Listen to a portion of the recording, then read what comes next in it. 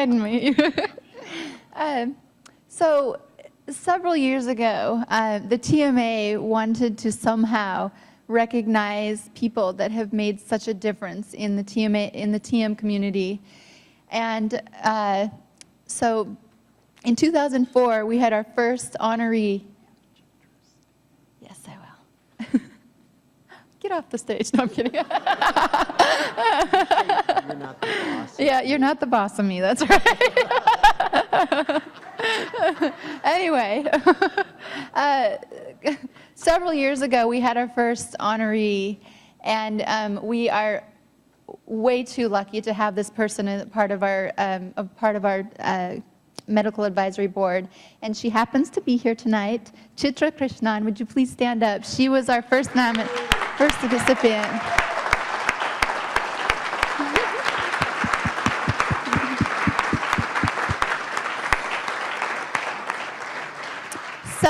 Several years ago, we awarded the next group of people, and they were 4 parents of children with transverse myelitis who have made a huge difference in the TM community.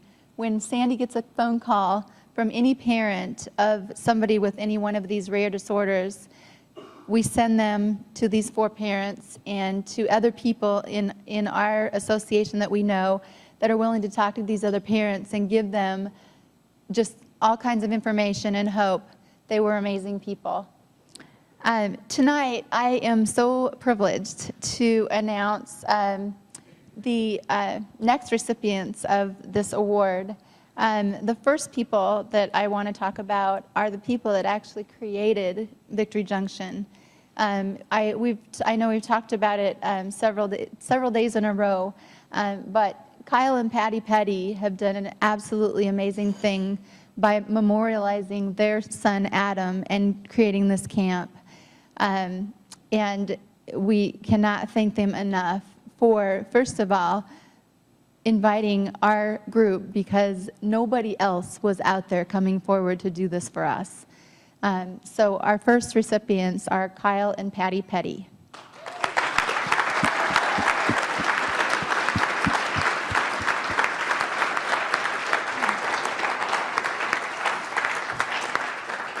Unfortunately, the 2 of them could not be here tonight because Kyle is actually on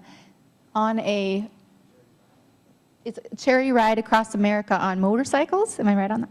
And so they sent us a video instead.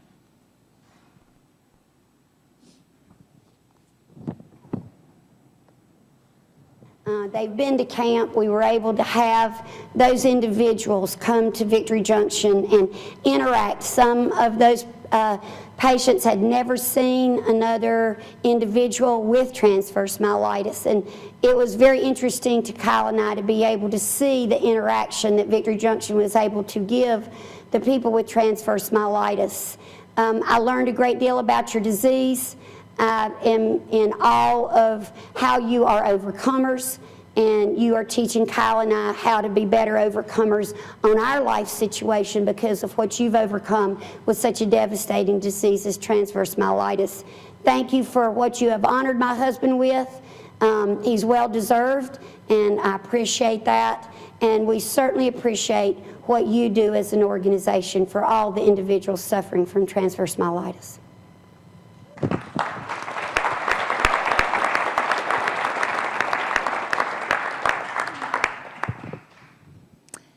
The other person that we would like to honor tonight is somebody that has become a dear friend of mine, and somebody that I just cannot say enough about. When Jesse and I went to Victory Junction several years ago, the first person to welcome us at camp was Dr. Peter, and I have never met a more warm and awesome human being in this world. He truly gives of his time, his heart, his medical expertise to all of these children. He is in every building letting these children put goop on his hair, to dancing with them, to eating with them. to also attending to their medical needs. We cannot say enough about Dr. Peter because he has just become this awesome friend, and I am so very honored to bring Dr. Peter Sim up here and give him this wonderful award that Mike's going to hand me.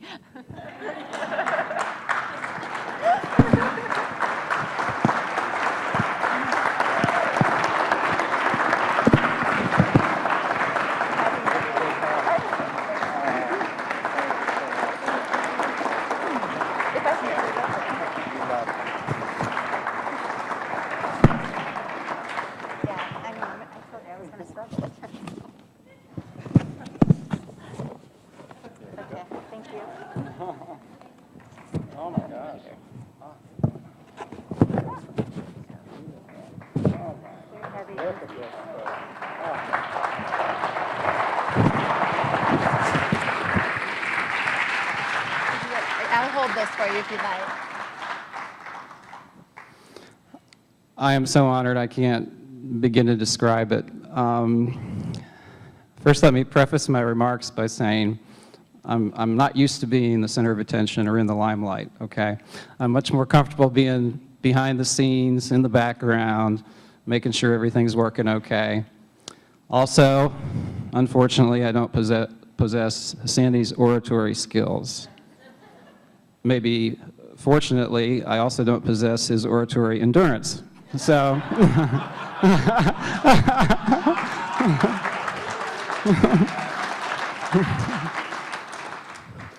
but I brought along a few notes, so I'll stay on track, and hopefully I won't keep you up too late. I love to talk about Victory Junction, so that could be a problem once you get me wound up and going. As you can tell from the videos, I likely have the best medical job in the country. It's so extremely rewarding, and I think I was led there. I really do. It's amazing sometimes the way things unfold in one's life, and I felt that I was truly led to Victory Junction. This is an extremely, awesomely rewarding honor for me, and I'll get into that a little bit more. But first, I'd like to say a little bit more about the Pattie family and how absolutely fantastic they are. As you may have heard us say, Kyle and Pattie can't be here tonight because they're in Savannah, Georgia, at the southern terminus of the 14th annual Kyle Pattie Charity Ride Across America. This year they started in Traverse City, Michigan, and ended in Savannah, Georgia. In prior years, they've gone west coast to east coast. Last summer, it was Bar Harbor, Maine, to the Seminole Indian Reservation in Florida. But the whole purpose of the charity ride is to raise money for children's charities. Every year, they stop at a hospital along the way and give them a big fat check. Since the camp's been in existence, of course, the primary recipient of the funds is Victory Junction Gang Camp. The water park, for instance, was a direct gift of the Kyle Pattie Charity Ride Across America. So I know Kyle and Pattie would love to be here, but they're catty corner across the country as we speak, so it truly wasn't possible for them to be here. But just by way of a little bit of history, Adam Pattie was killed in a racing accident in May of 2000 in Loudon, New Hampshire. Tragically, it was the Friday before Mother's Day. He was the first fourth-generation professional athlete in the United States, and very talented. He was showing a lot of promise. His great-grandfather, Lee Pattie, was one of the original NASCAR drivers back when the Moonshiners were the core of the driving group, okay? And the next generation was Richard Pattie, the king, 200 victories. Nobody will ever attain that again. Richard is still extremely involved with the camp. And then, of course, Adam's father, Kyle, was the third generation, and then Adam. Unfortunately, Lee Pattie, the patriarch of the family, died about 3 months before Adam did. So this was a tremendous double whammy to the Pettie family. And when Adam died, the future of Pettie Enterprises, the family just went into a tailspin, as you can imagine. What a lot of people don't know is that it was truly Adam's idea to create a camp like Victory Junction. He had started riding on the charity ride when he was 12 years old, rode a motorcycle across the country. So even though he was only 19 when he died, he'd had the experience of walking down pediatric wards at the hospital that was getting the big check and seeing the kids in bed with IVs, and he'd always say to his mom and dad, "Mom and Dad, I really don't like that. That makes me sad to see all these kids stuck in the hospital." Then it was in 1999 that Kyle and Pattie and Adam visited one of our sister camps, Camp Boggy Creek in Florida. Adam saw a similar group of kids, but in a totally different environment. And they looked like the kids on the video, okay? They were laughing and smiling and having the time of their life. And Adam came away saying, "Mom and Dad, we've got to do something like that back home in Carolina. These kids are just, look at them. We have to do it." Amazingly, Adam, 3 days before he died, had gone to the bank and taken out a loan based on his future earnings as a NASCAR driver to start the process of creating a camp. For Kyle and Pattie and Richard and Linda, his grandparents, to take this overwhelming tragedy and turn it around into something that already has touched the lives of so very many people, I think it's such a tribute to the Pettie family. And I just wanted to make sure you all understood that the Petties are exceptional individuals. And I think the Victory Junction spirit is going to spread across the country. We're already in the beginning process of starting a second camp in the Kansas City area. And that will happen because of who's behind it. The France family that owns NASCAR, the Kansas City Speedway folks, the Kansas City Chiefs, a big group of people in Kansas City that are very influential. So don't be surprised if there's another Victory Junction in Kansas City opening in maybe even 2010, more like 2011 probably. So this great camp will have another satellite. I think Pattie said it best. She and Kyle were actually invited to come to Kansas City. The folks out there had been to Victory Junction, and they went, "Wow, this is really something. We'd like to do this in our area, but golly, how do you start? And after you start, where do you go from there?" So they invited Kyle and Pattie out to speak to them. And I think Pattie said it best. She said, "Look at what we've done here in North Carolina in just several short years, the thousands of kids and family members that have benefited from the camp. If we have the opportunity to help somebody else create another camp and we don't take advantage of that, shame on us. Shame on us." That's the way she looks at it. Again, I just wanted you to get a flavor for this incredible family that are extremely giving. Richard Pettie, it's been estimated, has written over 1 million autographs in his lifetime. He's the guy, when all the other NASCAR drivers are probably home in bed, he's still standing there until the last person in line gets their autograph. And he's always been like that. But that's indicative of the Pettie family. So, Victory Junction opened in June of 2004. 3 of my favorite descriptors of Victory Junction are, it's now 82 acres, but at the time it was 72 acres of kid heaven. Another descriptor I love is it's summer camp, Disneyland, and a box of crayons mixed in a blender.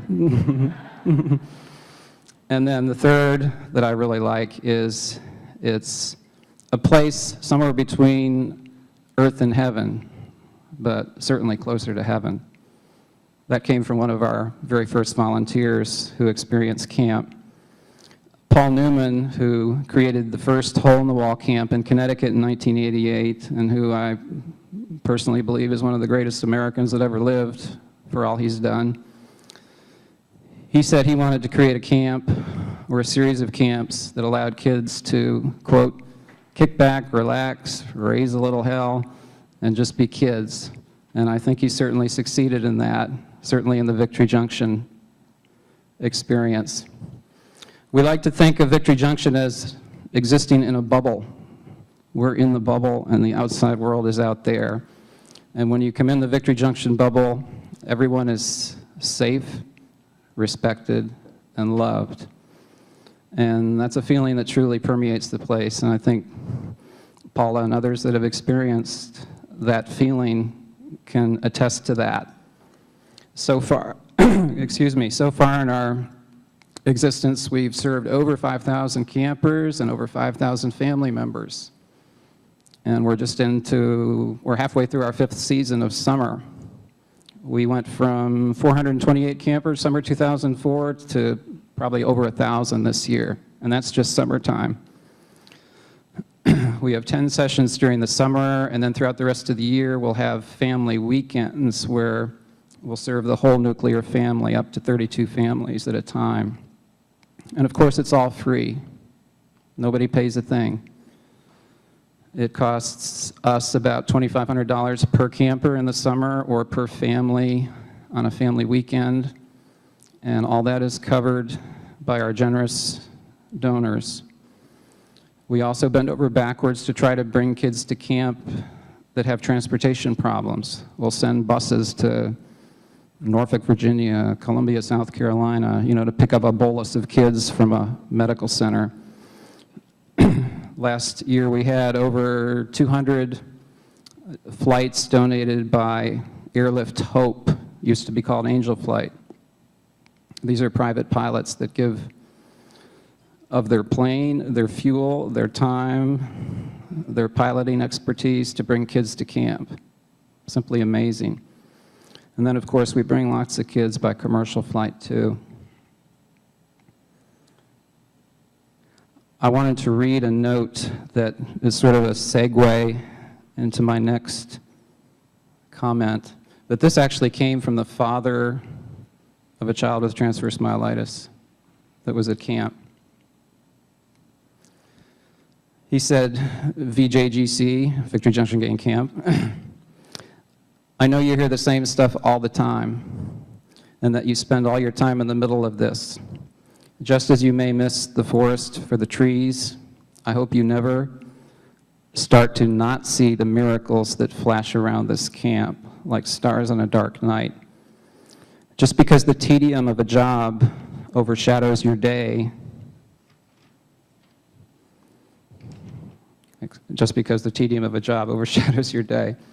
he said, I'm a grown man. There's pretty much nothing that makes me cry.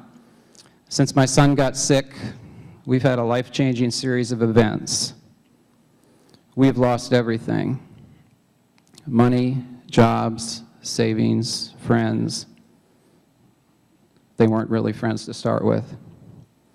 I saw firsthand the things special needs kids have to deal with, the discrimination, the stares, the stores and schools, etc., that don't have any way to get a wheelchair around. And then he said, I move this stuff out of the way personally. Anyhow, seeing the love, acceptance, and the way of just taking it all in stride without making my son feel embarrassed, giving him confidence, respect, and empowering him like never before, made me cry like a baby. Keep it up. My prayers are with you. We get letters, notes, emails, cards, quite often like that. For the last 3 days, you've seen a lot of hard science research up there on the screen. I just wanted you all to know that we now have 3 IRB-approved research studies going at Victory Junction. And it's not the hard science you see on the screen there. This is more in the psychosocial realm. But in a sense, we've got a perfect, I hate to use the word laboratory, but we are a place where kids with common conditions, families facing common problems come together. The primary point of our research is to be invisible to the campers. It will never affect their experience there. That's rule number one. But we would like to learn from what we're doing, make it better in the future, make life better for these kids, make the camp better, and I think we're on the road to doing that. Our first study is called the Parents Cabin Chat Study. Every family weekend on Saturday afternoon from 3 to 4:30, the parents, by choice, can come to our spiritual center. If you saw the video at noontime, you saw a few glimpses of the spiritual center. It has the flashing heart on the side, and that heart only flashes when campers are there. Anyway, Saturday afternoons from 3 to 4:30, the parents come and join us in the spiritual center, and typically about 2/3 of them come. And after we do our introductions, we break out into small groups, and we're studying parental stress.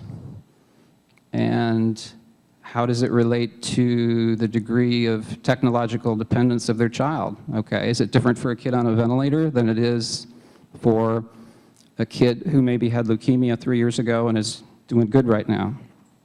That's our first study. It's called the Parents Cabin Chat Study. Our second study, which we started at the beginning of the summer, is called Serious Stuff for Serious Kids, and that looks at bullying, thinking that our population of kids are probably a little more likely to get bullied than the average group of kids. We're looking at the mitigating effect of the camp experience on having been bullied. The final research project we're doing is called The Effect of Feeling Your Heart Race at Victory Junction Gang Camp. And I think this is the one I'm most excited about. It's sort of a global look at physical, emotional, social, and school functioning. We're looking at surveying the kids and parents before camp, 2 weeks after, and 6 months after, to find out what the effect of the camp experience is. Again, we hear it anecdotally all the time. My child is transformed. What did you all do? They have so much more confidence. They get along with their brother. You know, what did you do? So that's the kind of stuff we're looking at. Again, it's not the hard science you've heard for the last 3 days, but I think it's very important information that we want to collect.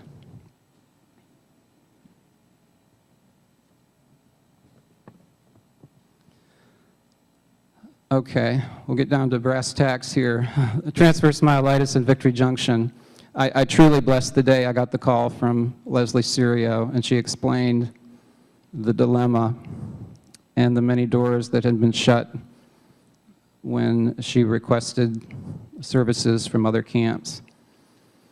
It didn't take long, talking with Leslie and later talking with Sandy, to realize, oh my God, you know, if Victory Junction can't do this, who can? I mean, I was immediately taken by our conversation. I knew there was a real need here and something had to be done. So I put together a list of all the reasons we should serve TM, and I went to Pattie, and it was an easy sell. In fact, it was Pattie who said, yeah, let's give them that week at the end of the summer, 2007, but you know, why don't we give them a weekend in the fall of '06 too? So it was Pattie, again, I want you to know the petty involvement in this. It was Pattie that said, let's do the weekend.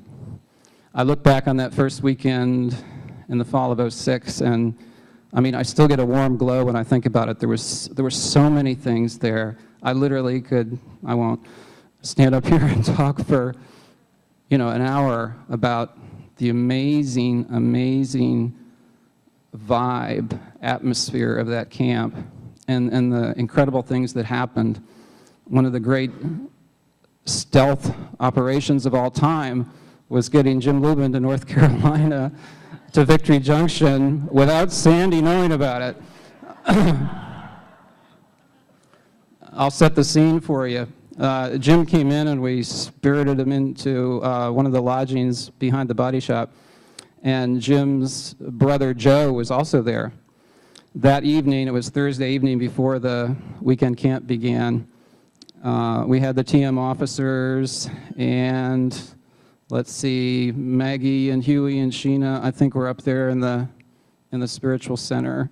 I don't think the Hopkins docs had gotten there quite yet, but they did arrive a little later. Anyways, we took Sandy down the hall of the spiritual center, down the hall around the corner, and Joe Lupin was back there. And the idea was to introduce Sandy to Joe, and Sandy didn't know Joe was there.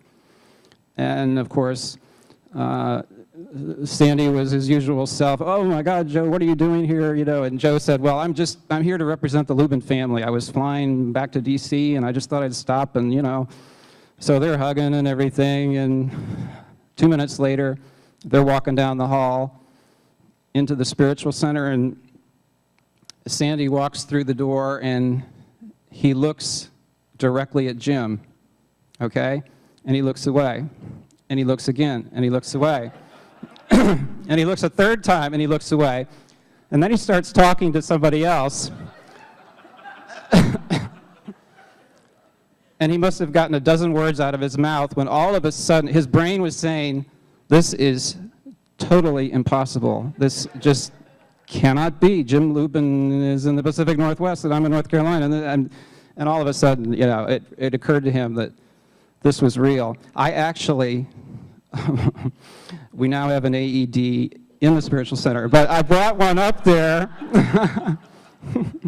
because I was worried that it was going to be such a shock for Sandy. You know, I really didn't think I'd need it, but it's best to be prepared, right? So, I mean, that was just one of the events. Getting Alana from Southern California, another C2 quad, ventilator dependent, to Victory Junction, courtesy of the United States military. I mean, that's a story in itself, phenomenal. And then to go from Victory Junction to Hopkins, her 6-week stay at Kennedy Krieger. I mean, there's just so many things that happened that weekend.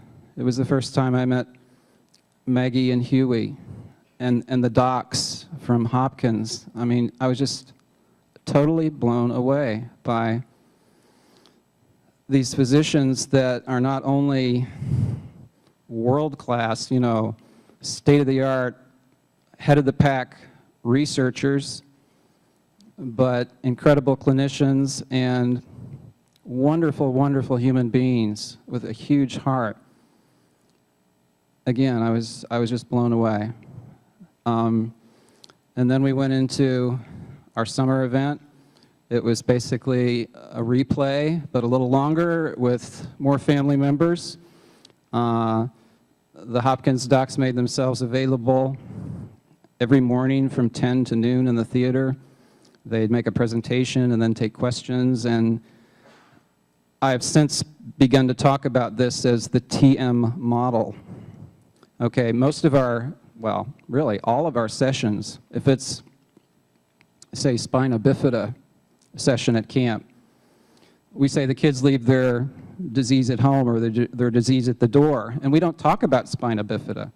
We don't do any educational stuff. It's just flat out fun. To me, this was a revelation to bring the TM group in, and that's all they talked about. Because, like, for the young adult session, truly, it was the first time some of these kids, 16 to 21, had ever met someone else with transverse myelitis. And I thought, my gosh, you know, this is real added value here, especially when you bring in the world's experts.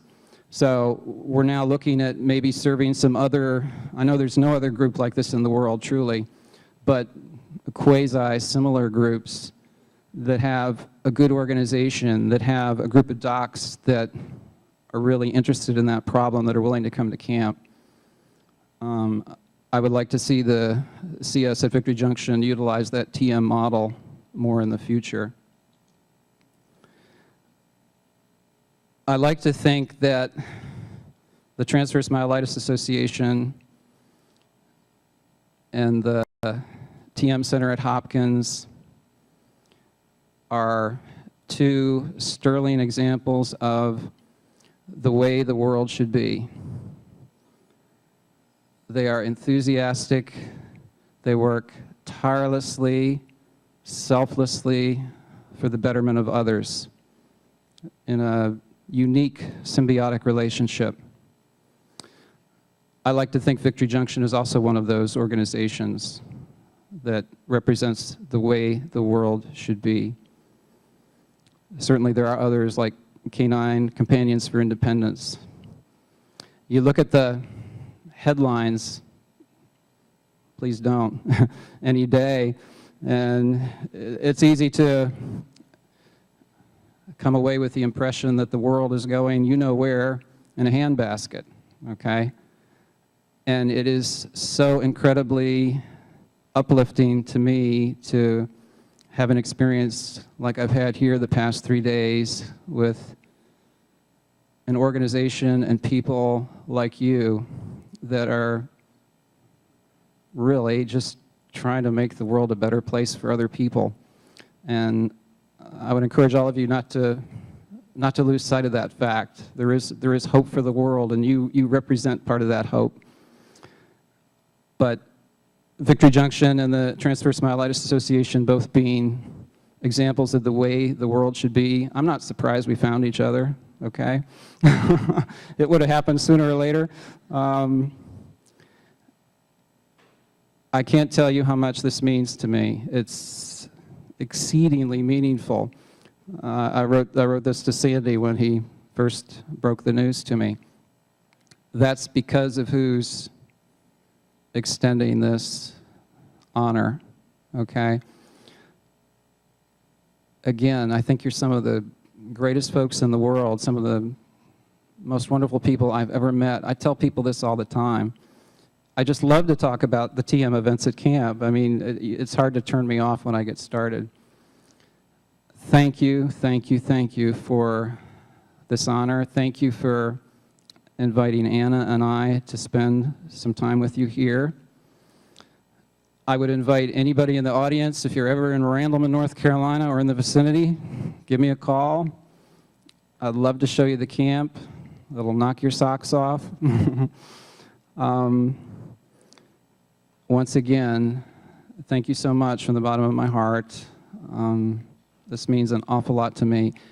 And we will be seeing lots more of each other. There's a lot more to be done, and I guarantee you I'm ready to help you any way I can. Thank you so much.